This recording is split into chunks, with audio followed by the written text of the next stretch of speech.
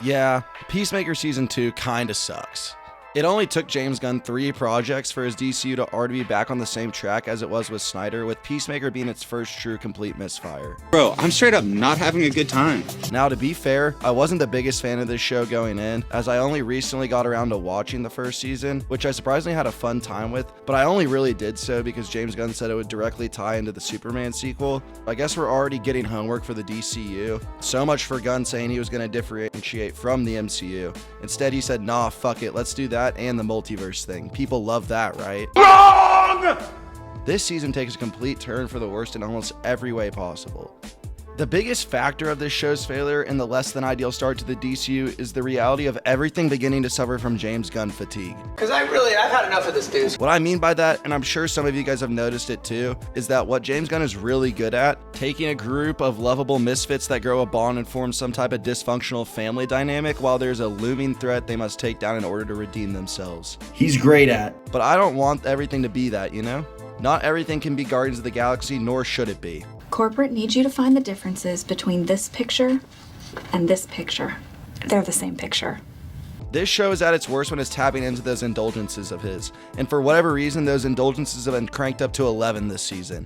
Oh, you like the random needle drops? Well, get ready for a shitty one every other scene and 2 full-on concert montages in the finale.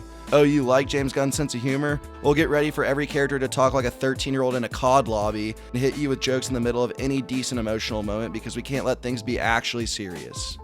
You're ruining my show. And if the jokes don't land the first time, they definitely don't land the second or 20th time, like with that bird blindness bullshit or the asshat eagle hunter. Oh, you like the plucky, unique characters and their progression? Well, get ready for all the characters to be the same as every other project of his, but about as likable as seeing Taylor Swift 30 times on TV when you're just trying to watch football. Fuck all that. You have the douchey but likable asshole with a heart of gold. You have the edgy mean girl he falls for. The guy who acts like everything is an inconvenience to him and that he doesn't care when he actually cares the most. Then you have the pair of dumbass characters and of course the lovable animal side character. You see how all of these people are the same in every movie outside of the Superman movie? And even that had the Justice Gang. Why are they all showing the same thing? It's especially more annoying when you make each character a carbon copy of one another that spits out the same type of dialogue and humor in each project. Just more edgy and less funny depending on what it is. You're in Belle Reve, listening to a bear-sized man with dragon skin, butt fucking a glowing twink with cartoon eyes in a cell beside me. What the hell are you talking about? On top of the fact that the guy himself admitted to spreading himself too thin across the last few years writing Superman, Peacemaker Season 2, and the 2027 follow-up to the 2, you can really feel that here. Gunn needs to reel back in his talents to one thing at a time and hire the right people to handle the projects that aren't in his wheelhouse, because when he puts all his passion and energy into one basket, we've seen him pull it off every single time.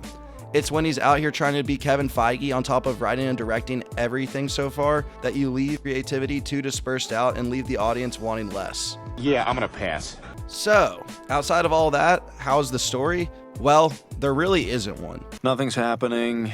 Nothing's happening. Most of this season revolves around the internal conflict of all of our characters without much attention on the external overarching conflict going on, because there really isn't one until the finale. Even though I don't like the multiverse concept, you'd think with a story that introduces one would open that whole Pandora's box of ideas, but instead it does about as much with that potential as Zack Snyder did with his potential for Batman vs Superman. We spend the first 6 episodes with Peacemaker stumbling into a seemingly perfect parallel dimension where he accidentally kills that version of himself there and begins to slowly take over his life to get that relationship with his dad, brother, and Harcourt he never got. It's fine, but the story never goes deep enough for it to hit on the level it was intended to because it's not the central focus of the season. That being said, I really do like what they've done with Peacemaker's character overall, and John Cena's portrayal is absolutely fantastic and continues to grow on me. It's just everything around it that I don't really like that much. Come on, guys, I'm carrying the team. This season primarily focuses on the side characters overcoming their same conflicts as they did in Season 1. Harcourt is basically the main character this season, which sucks because she is so fucking unlikable. Every word out of her mouth is the most forced edgelord shit ever and just comes off as her being a bitch that assaults people because she can. You're just a dick. There's no real redeeming quality to her. It made me wonder why Peacemaker even has to decide between which Harcourt he wants in the first place. The love interest should not be more likable in the Nazi dimension. Imagine how much shittier Guardians would have been if Gamora acted like her alternate self from post-Endgame from the very jump. That's basically what Harcourt is here. The whole edgy girl boss shit is so fucking grating that it makes every scene of her nearly unwatchable. You're a bitch. Then we have Danielle Brooks doing quite literally nothing. She's just bullshitting around with Peacemaker or still arguing with her wife. Why is she more emotional with Peacemaker in the finale than with her fucking wife in the first place? That just makes no fucking sense. I mean, it's just bullshit. This just goes to show that that plot line could have been dropped altogether and no one would have even cared, not even the character herself. I don't give a shit.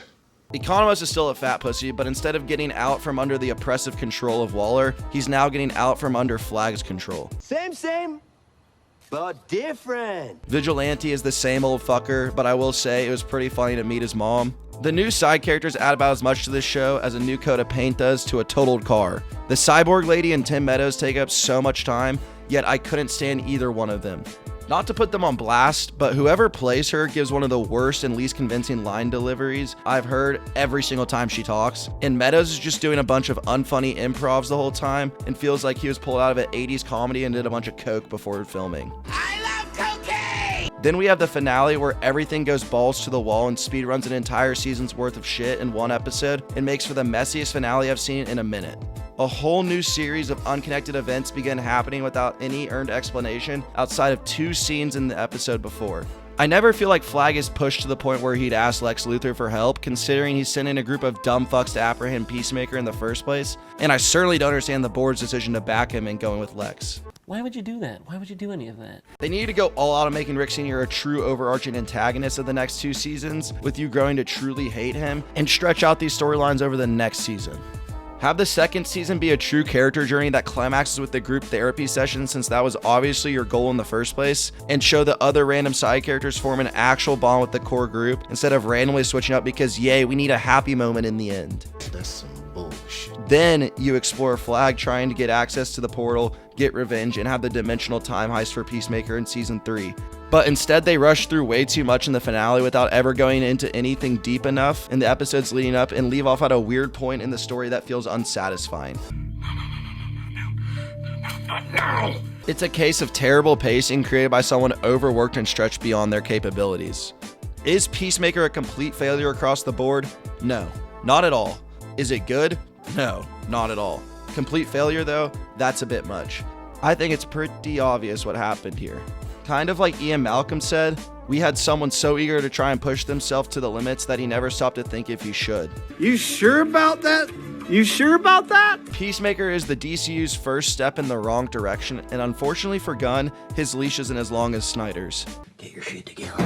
Don't get me wrong, I had a good time with the new Superman movie, but even that movie has some major plot holes in the second act while having too much of everyone cracking jokes, and that's before mentioning the underwhelming box office.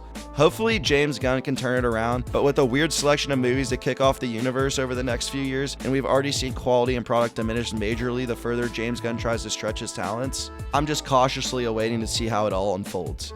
Peacemaker Season 2 gets a 4.5 out of 10. Thank you guys so much for watching if you made it this far, and please subscribe, it would really mean a lot to me, and stay tuned for more videos coming soon.